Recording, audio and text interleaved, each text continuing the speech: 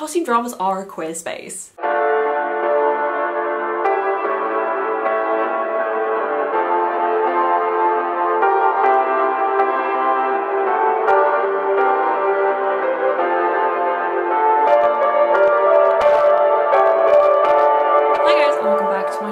Another film video. Look at me, look at this. But channel my ass. If all I was allowed to watch for the rest of my life was costume dramas, that's okay by me. I am a slut for the 18th century. I love Rococo and Baroque and I'm going to talk to you today through 10 of my favourite costume dramas. This is not a comprehensive list, there are still lots that I haven't seen. I will mention a few of the ones that I want to watch at the end of this video. Before we get started, I have a Letterboxd account if you want to come say hi. I rate a lot of the films that I watch, write little reviews, and I make lists. I make lots and lots of lists about all the different things that you can watch. So if you like films but you want to like cinema, I'm going to go ahead and tell you that I'm a gal. So let's get started. These are going to be in no particular order, but I am saving my favourite two till last. Let's kick this off with what should both be an obvious one, but also a not obvious one. Emma. Handsome, clever, rich. In 1800s England, a well-meaning but selfish young woman meddles in the love lives of her friends. I don't like Jane Austen. I don't like Jane Austen at all. Pride and Prejudice is not on this list. If you want to leave, go ahead, I'm not offended. I watched this because my mother really wanted to, and I watched this because the costumes in this are abso-fucking-lutely exquisite. This is directed by Autumn de Wilde. She's a portrait photographer. This is her first feature. Imagine this is your first fucking feature. First of all, Anya Taylor-Joy is stunning and just so good. Her and Queen's Gambit, excellent, honestly, top fucking tier. That is the last show that I've binge watched. I haven't watched many shows lately, but that was so fucking worth it. Emma is hilarious. Because I don't like the book, and I don't like Austen, I did go in being like, I'm probably not going to enjoy this, I'm just going to enjoy it for the beautiful set decor. The set decor didn't disappoint, but also it's cut in such a way that it's just funny. The entire thing, the movie does the book's humour justice. I don't think the book does the book's humour justice. But that's just because I don't like Austen. But Emma is so funny, and it does it justice in the way that so many costume dramas and period pieces take themselves dead seriously, and often it's exhausting because you're just there like, Did these people never laugh? Emma brings it to life, and it makes everyone feel more human and more complex and more 3D characters in a way that some costume dramas really miss the mark, because people get made stuffy and formal, and while very often in certain settings that formality is maintained and that is real, the fact that it shows us more relaxed private moments just really floats my boat, and it really works. And yes, it is a beautiful film. The pastel colour palette is top tier. It's so good. I remember reading that one of the reasons they shot in the locations they did was they didn't use listed buildings because they couldn't do anything to the listed buildings, so they chose slightly less glamorous houses, but then they could like paint the walls and do a lot of more fun production design stuff to it. So yeah, Emma is funny. Emma is a good film, and it's a good Austen adaptation. If you watch any Austen movie, well, if it's done well, it's a fantastic comment on like the female gaze. Pride and Prejudice is good for this. I haven't seen it in a long time, maybe I'll rewatch it. That's a really good commentary on the female gaze. You know, oh, I saw it on TikTok recently. You know the bit where he's just helped Elizabeth Bennet into her carriage, and you know, he's just touched her hand, and he does the thing where he walks away and he does the hand thing. Costume dramas are great for the female gaze, but we are going to get to that at the end. I know I've done chapters, but don't you skip ahead. You know exactly which film we're going to talk about, but don't you do it. Emma, absolutely fantastic film. It's funny, it's beautiful, and also there are loads of pieces in it that if you sort of gave them a modern twist, I would fucking wear them now. Do you see this top? Do you see it? Moving on. This one, oh god. The Princess of Montpensier? Ooh, this is a French costume drama. It's like 16th century. It's beautiful. I think it's very underrated because it's French. Love, conflict, betrayal, set in the high courts of 16th century France, where the wars of religion between the Catholics and Protestants are raging. Marie de Mézières, A beautiful young aristocrat is in love with Henri de Guise, but her hand in marriage is promised to the Prince of Montpensier. I cannot recommend this enough. It's on Amazon Prime. Oh my god. It's gorgeous, and it's you watch it and it feels very like capital R romantic, you know, as men sword fighting over their love for a woman. I'm like, oh god.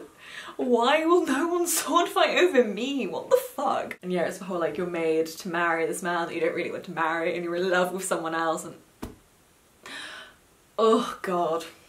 If anyone has any good costume drama haters to lovers arcs, drop them in the comments please, thank you. But this is a gorgeous film. They're not going on any of these big roads anywhere, they're going on horseback and they're riding through these fields and it's all very, very dramatic and it's all just very like, oh. It is like capital R romantic in these beautiful chateaus, and it's set in the 16th century, so it's very much during, if I get this wrong I'm gonna sound stupid, 30 Years' War. It was a very long period of religious war in France. Especially at this point in France, it's a lot of like, not like full-on feudalism, but it's Louis XIV who centralises power in Versailles, so this is pre that, and how, you know, you're still very much your king and your castle and your dominion. So what Michel de Montaigne is basically almost, this would be Michel de Montaigne's kind of reality. Maybe he's a bit too young for exactly this, but incredible. It is that 16th century French,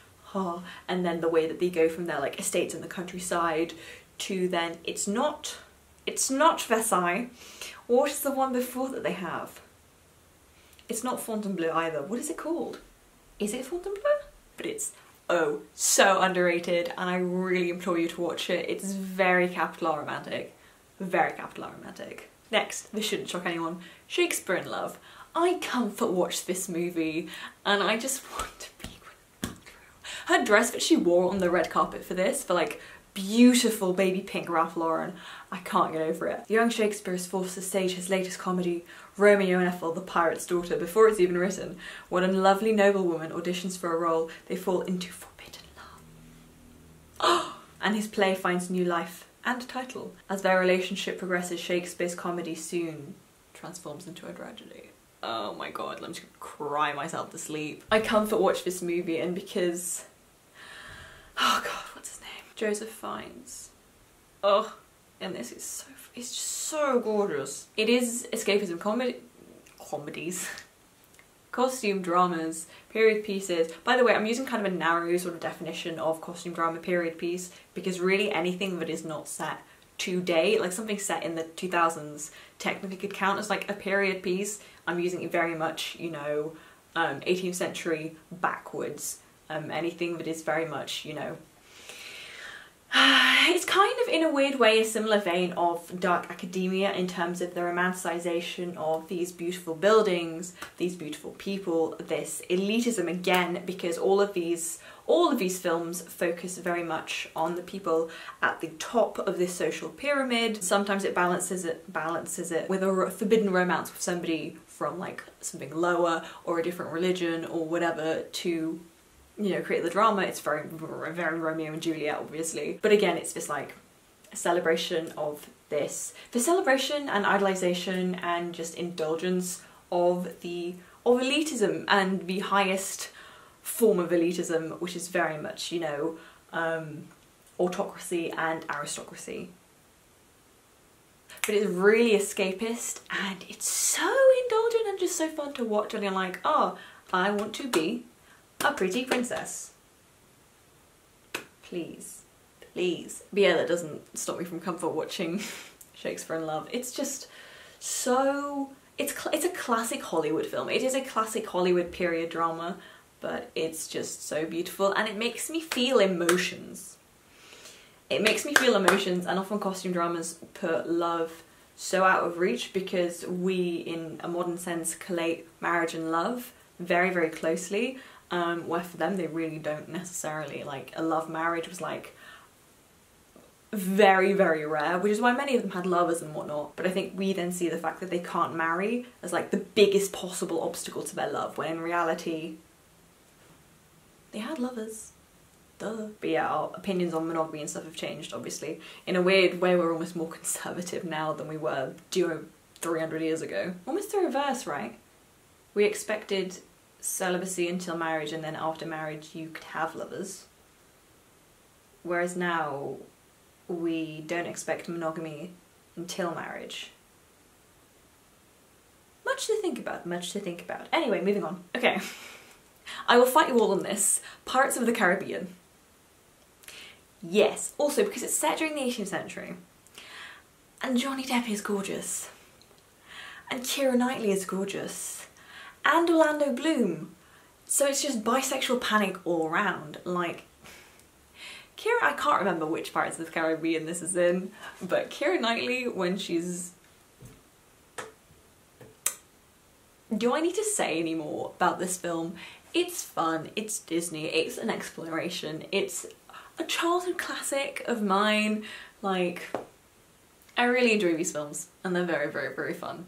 And that's about all I'm going to say about them before you judge me for not having something more highbrow to say. Let's move on. They're just fun, and they're just enjoyable. Okay, and next up. The Queen, the English Queen of costume drama.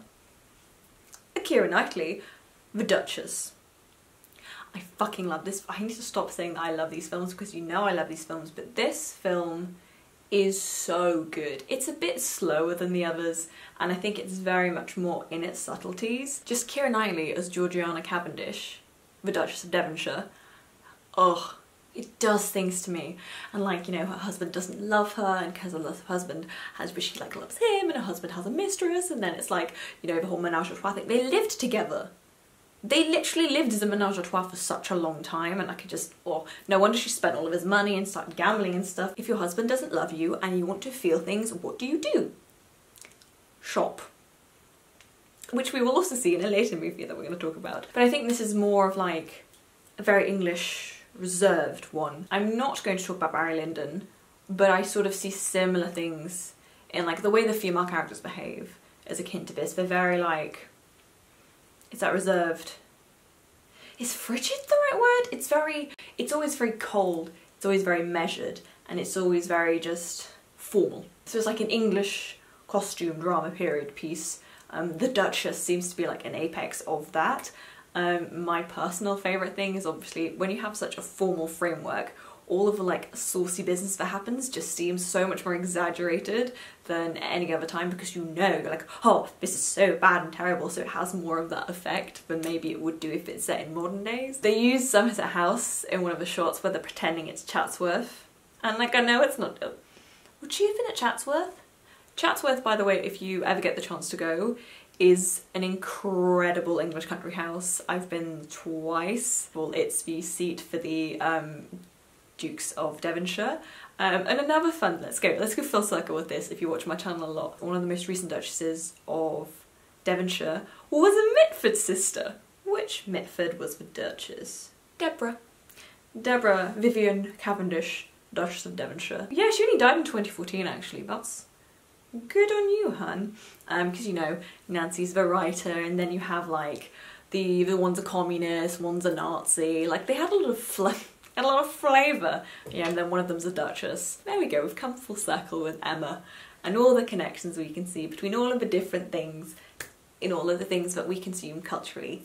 Woo! Because everything influences everything else. This is my ongoing theory. But it is just an incredible performance by Keira Knightley, and it sort of cements her as like the British Queen, the British Queen of period pieces. I haven't seen Atonement, don't come for me, I know I need to watch it, I'm aware. But she's just excellent in this because she's very good. Keira Knightley's very good at showing... Keira Knightley's rather good at showing no... I don't want to say no emotion, reserved emotion. If you need like a stiff upper lip kind of actor, she does it very well. Also, Ralph Fiennes in this. It's just so easy to not like him. Is it the best costume drama on this list? No, but it is an absolute classic for me. And also the costumes of this, it's so 18th century, and because the Cavendishes had so much money, like, oh, the whole thing is just luxurious to watch. It's luxurious to watch, and you just, I kind of want to rewatch this now. It's a classic. Okay, we're moving up this list to some of my real favourites. This one I watched very recently for the first time, and I'm so upset that it's taken me so long to watch this. Orlando. This film is fan-fucking-tastic. England, 1600. Queen Elizabeth I promises Orlando, a young nobleman obsessed with poetry, that she will grant him land and fortune if he agrees to satisfy a very particular request. This is directed by Sally Porter, and do you want to know who did the costumes? Do you want to know who did the costumes? Sandy Powell did the costumes. Sandy Powell, if you want to talk to costume dramas, you need to know her name. She is incredible. She's done a lot of the costume, I think, designed for my friend Georgia was telling me, for a lot of like Doctor Who stuff. Oh, she's done Wolf of Wall Street. Oh, she did The Favourite as well. She did Carol, Departed. This woman is good at what she does. We fucking stan. But Orlando is just, I've never seen anything like it, and I'm just so, sounds weird to say, but I'm grateful that it exists. It's based on the book by Virginia Woolf. I am so stupid. I am so stupid. I'm just scrolling through my Goodreads and one of you has read it, so I'm like, well. The premise is that Orlando is immortal. He's a young nobleman played by Tilda Swinton. So well cast. And he doesn't age, but you get no explanation to it. And you follow Orlando through the times that he experiences, and sort of, it's almost like the mists of time. There are a couple like transitions through like mist and stuff, and there's one bit when they're running through a maze and then it happens and you're like, oh my god. I love it because it doesn't explain shit, and initially that was my complaint about the film. So you see Orlando through sort of the 16th century, the 17th century, and then around there when he's posted somewhere in the east, Orlando becomes a woman. Well, female. And then you're just like, yep, that's happened, and then it's on with the movie. And then you get sort of like, oh, you get so many different, like, it's such a textured movie. You get so many different like eras and so many different, just, the house in this, by the way, is used, oh, I can't remember. The house in this, by the way, there is this long gallery with like the black and white sort of checked floor. Hello, editing Emma. I go on to say I keep thinking that it's or in The Favourite or in Rebecca.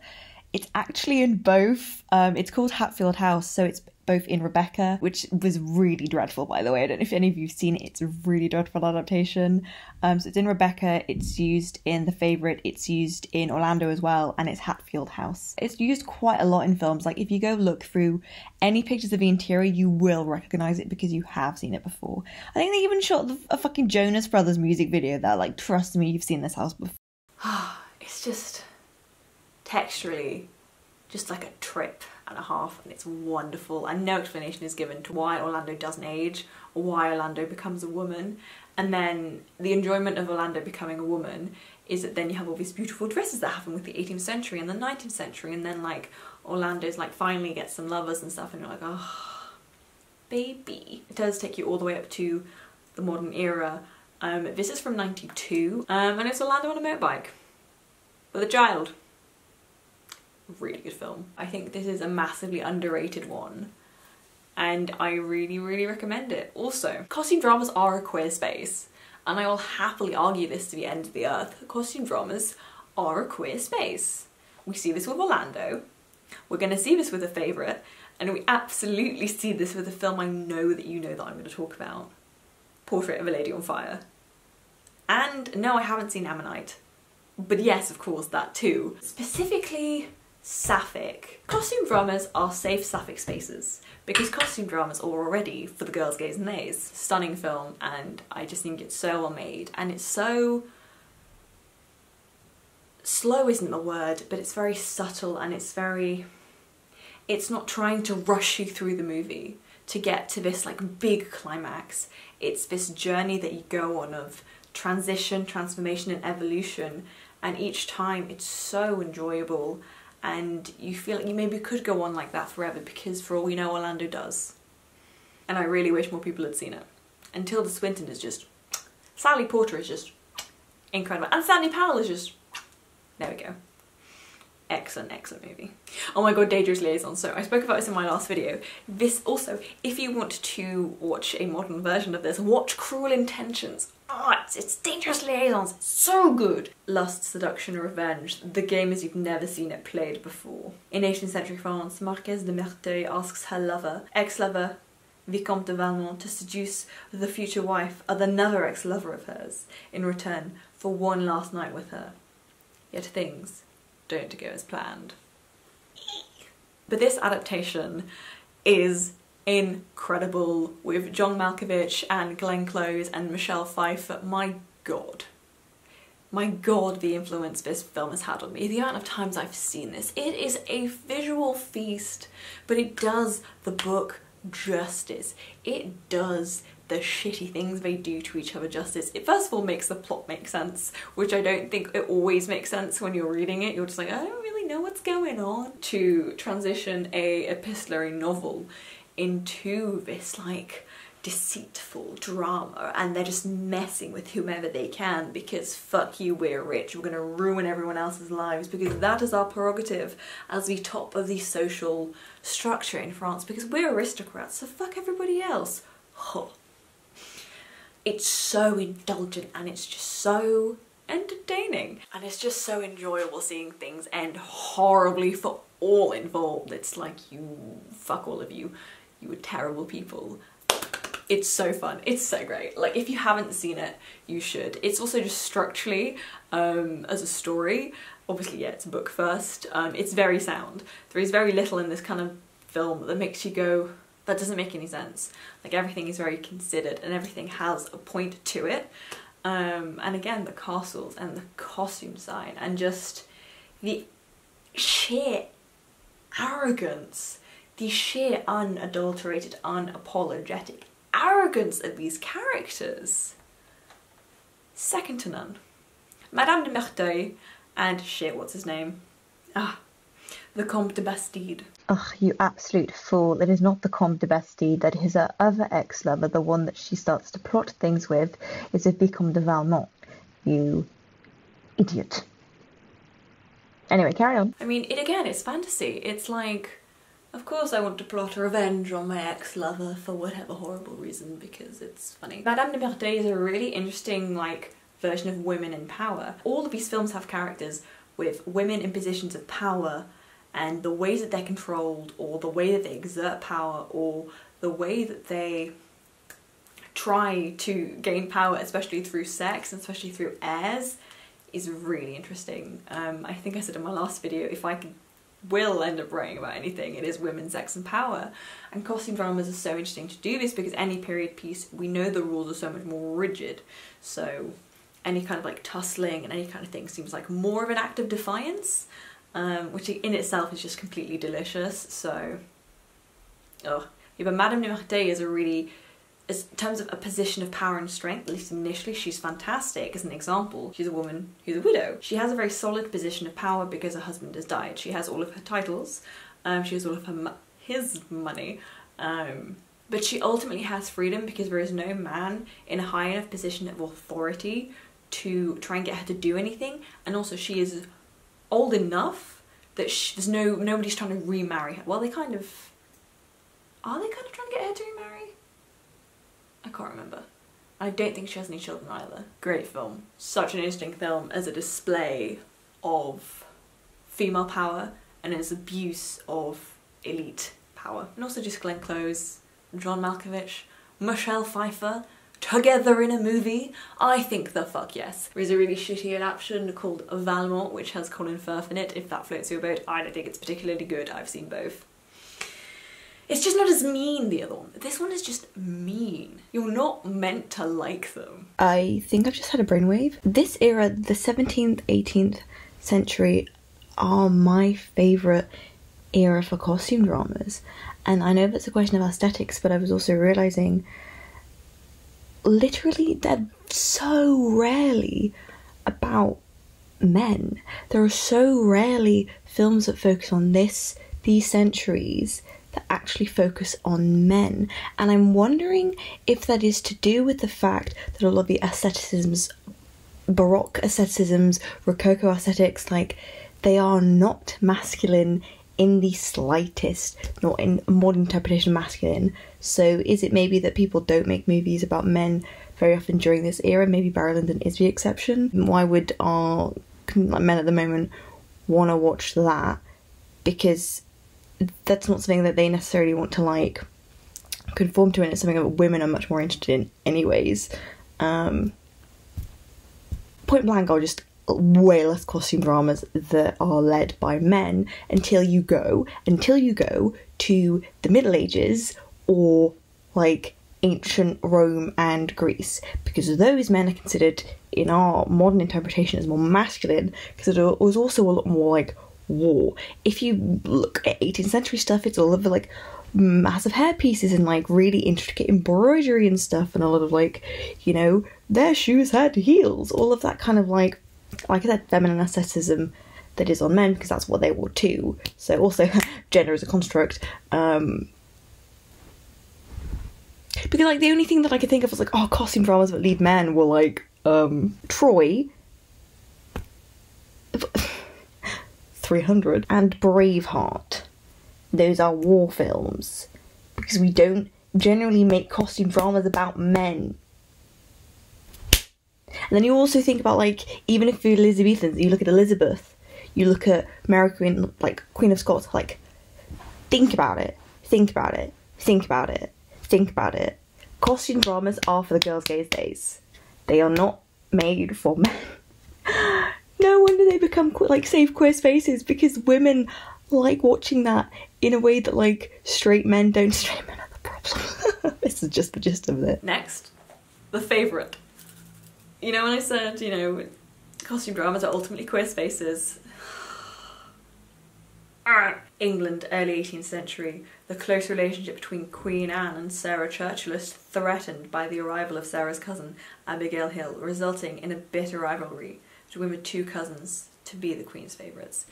This, for me, also, it's... oh shit, what's his name? Yorgos Lanthimos.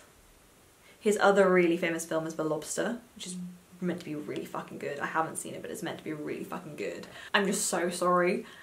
Olivia Colman, Rachel Weisz, and Emma Stone in a movie where two of them are competing for the love of the other. Fucking fuck yes! Olivia Colman deserved her Oscar so incredibly much for this. This was, for me, I watched it with my mum. I told a different friend of mine, oh yeah, I watched it with my mum. So she went to see it with her mum, and then she got back to me like, Emma, what the fuck? Why did you watch this with your mum? And so, we thought it was funny. Maybe don't watch it with your parents if you can't hack the awkwardness sometimes. Rachel Weisz in that, like, shooting get-up, the riding sort of get-up, I still am not over it. This was an instant hit for me, like an instant classic. It's incredibly well done. And I think so much of its power is that it's in a really closed space. It's one of these kind of like closed space dramas, but you don't go very far afield. It's so much in the proximity the characters have to each other at like all times. It's less about the pageantry of, you know, this past, especially at this level, you know, it's Queen Anne. So it's less about that, it's less about the costumes, it's more about the drama. There are some of them where it's much more about the costumes. Orlando is an example of that. But if it's more about the drama, Dangerous Liaisons is that. The Favourite is that. It's so much in the performance, and the bit where Olivia Colman, Queen Anne, is shouting at a footman because he looked at her and her makeup does indeed look like a badger. Ah, look at that, Sandy Powell again did the costumes, of course you fucking did. Oh, there's this really interesting video about how a lot of the, it's not like time accurate, the costumes. A lot of the sort of triangle pieces of the bodices are, a lot of it's like played with like black and white, so they have like chess pieces and stuff. The colour palette for the film is very much black, white, browns, and then like oranges for like a lot of candlelight that they play with. I can't remember if this is meant to have no... this is a lot of the dark scenes are meant to be lit only by candlelight. I can't remember. It certainly looks like they've tried to do that. The entire thing is very well cast. And there's this weird focus on the earrings. Have you not noticed how a lot of the time the earrings are the thing that's like the most in shots? This like drop pearl kind of thing, which Harry Styles then wore for the Met Gala. I think that year or the year after. But it's so nice to see such like a because it is like a black comedy. Seeing that done with the costumes, like, I feel like a more recent sort of take on costume dramas has realised that they don't always need to be serious and like stuffy and reserved, because I think that's still quite like a 2000s and 1990s kind of take on costume drama, a very Hollywood one at that. So it's nice seeing this sort of evolve into, yeah, significantly more queer and also just less serious. They shot this on a budget of 15 million. They did a costume drama on $15 million, and the return they got was 96. Excellent. And obviously, because I want to make costume dramas, if it's not fucking obvious already, so whenever any costume drama does well, I'm like, yes. The Favourite is absolutely one that I wish I had made. And I have yet to say this about any movie that we have watched. There is only one other film on this list that I also was like, fuck, I had wished I'd made this. Only one other. The others I really enjoy. But there are only two on this list, but I'm like, I really wish I'd have made that, and The Favourite is one of them. If you haven't seen it, why? Okay, which one do I talk about first? I'm going to talk about Marie Antoinette first. This is my favourite film. Rumour, scandal, fame, revolution, the retelling of France's iconic but ill-fated queen Marie Antoinette, from her betrothal and marriage to Louis XVI at 15 to her reign as queen at 19, and ultimately the fall of Versailles. I watched this for the first time when I was 8. I've seen this film in excess of 16 times, and I am not sorry. The extent to which I can quote this film is disgusting. If you watch with me, I can quote almost the entire thing. Because this, madame, is Versailles. It's Sophia Coppola, of course it fucking is, with Kirsten Dunst, of course it fucking is. They, in my eyes, can do no wrong at this point. I'm just like, they're like my favourite children. I will let them do whatever because I'm just like, babies, please, I love you so much. Oh, if you haven't seen them with Virgin Suicides, again, incredible film, watch it. Kirsten Dunst is like one of Sophia Coppola's favourites, and I don't blame her. If you don't know the story of Marie Antoinette, she was the last queen of France. She was Austrian, she was one of the youngest daughters of Maria Therese, and she was to marry Louis XVI. Louis XV is Louis the Beloved, so Louis XVI is one Marie Antoinette is married to. I'm aware the French did not like this film. This film is pulled very heavily from, in my different shelf, from Antonia Fraser's biography of Marie Antoinette, which has taken a much more sympathetic view to her as a historical character. The French have always, you know, the infamous let them eat cake, which is actually something Rousseau fucking said, because of course he fucking did. So it's a very like re-favoured telling of Marie Antoinette's story, and it's shot in Versailles, and it is beautiful, and it's one of the reasons that I like, it's not one of the reasons I love Versailles so much, but like Versailles is beautiful, and every time I go it like does something to my soul. I once was with some friends and they were striking in France because they're French, and it meant that we were waiting to get into Versailles for ages, but then when we got in we were like right at the front. So we got into the Hall of Mirrors while there was nobody there. It was empty. I cried. Childhood me is so happy right now. OOTD in the Hall of Mirrors in Versailles. When you're the first ones in. When you are the first ones in. Marie Antoinette was 14 when she was sent to marry Louis XVI. She was a child. She was a child, and I think the youth of Marie Antoinette is very much emphasised in this, and that's why Kirsten Dunst being cast as a fucking A-star. And she ages like her in a really considered way. Like, you can feel that she ages throughout the film.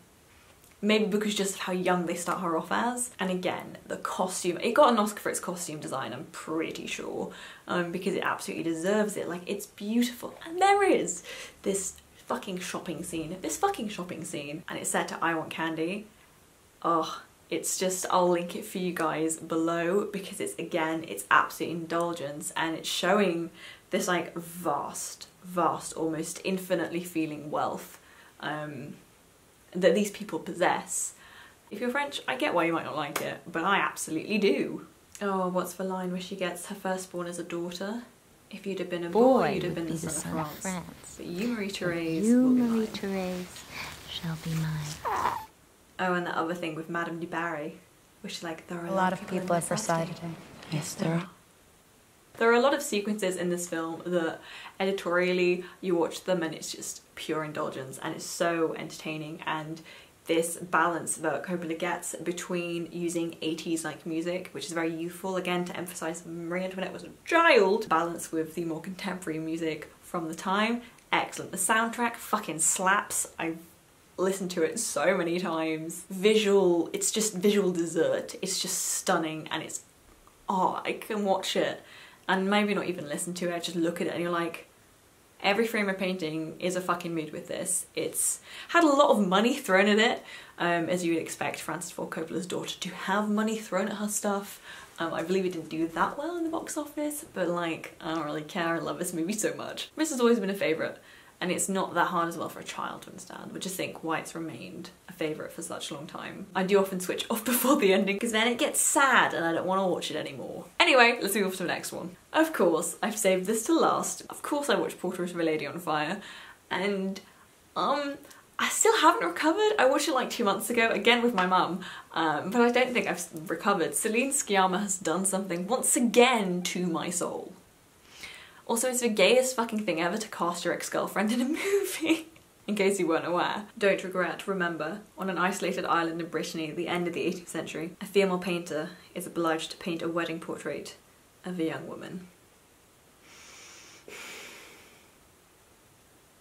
I cried so much at the end of this. I cried so much at the end of this. I cried so much at the end of this.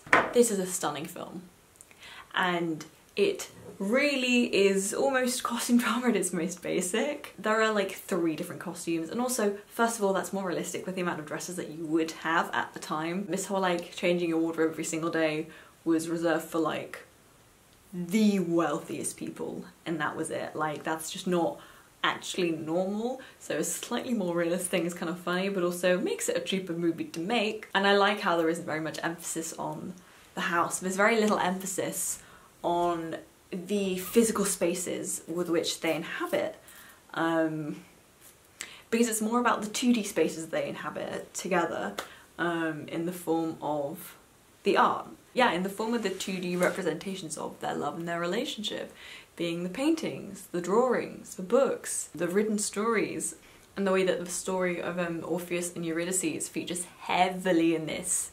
Retourne-toi. Like, oh god, that has done something to my soul. Sorry, page 28.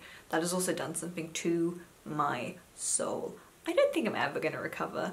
It's very much about the female gaze. So much about the female gaze, and I think you almost only...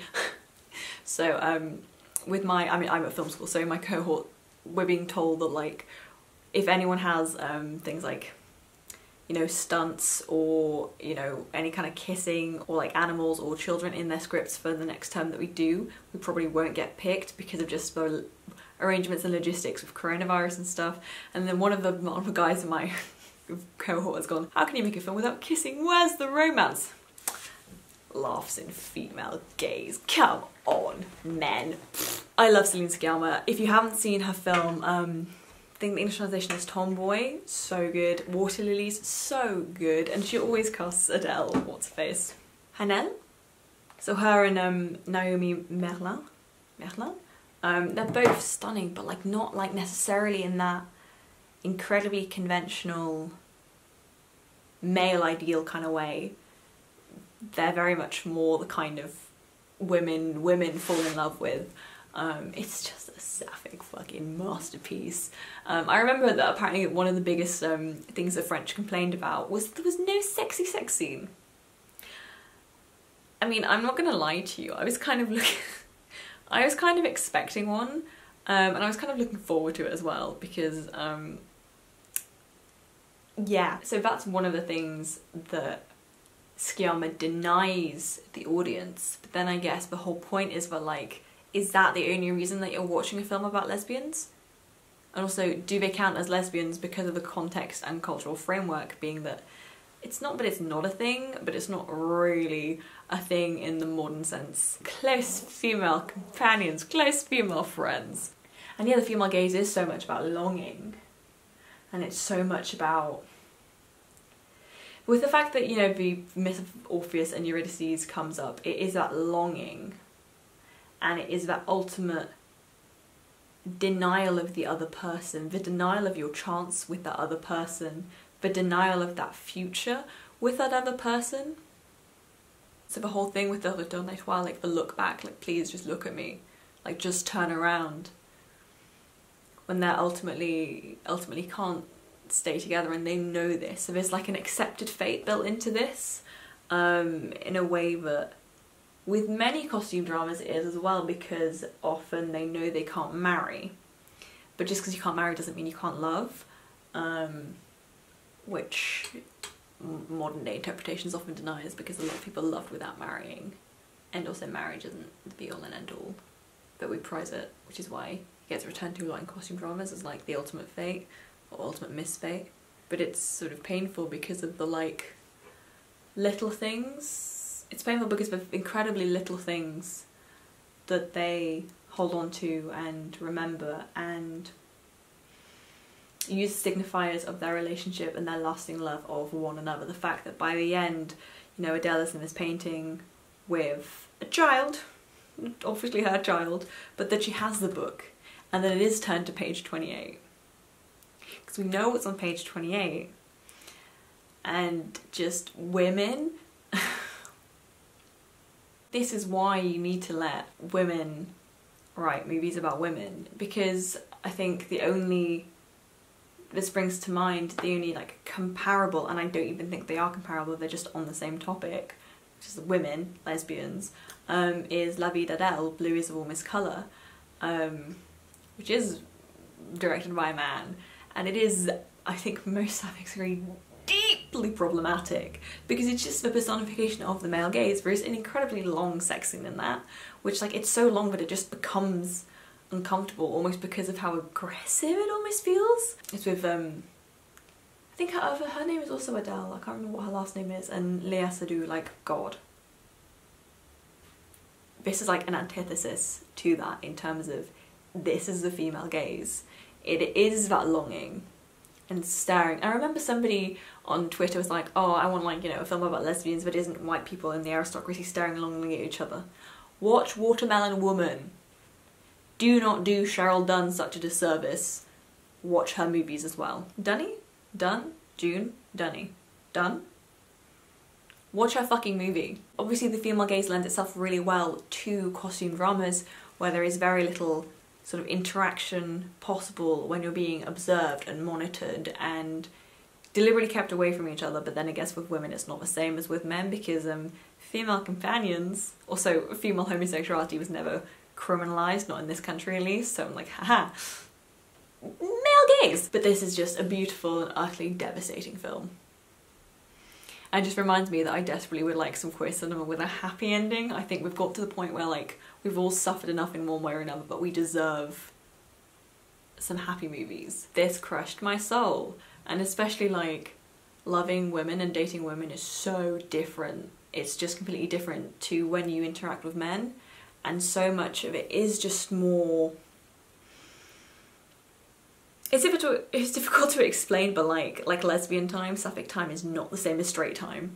It is not the same, like the whole U-Haul lesbian thing as a trope is very real. And also if you've ever wondered why you got attached to your girlfriend or boyfriend if you're queer so quickly, trauma bonding. Queer people trauma bond. Classic first conversations like, oh, how did you know you were gay? Oh, how did telling your family go? You know, and then you slip onto childhood trauma hell fucking quickly. That's a side note, that's a complete tangent. Female gaze, queer love as represented by women.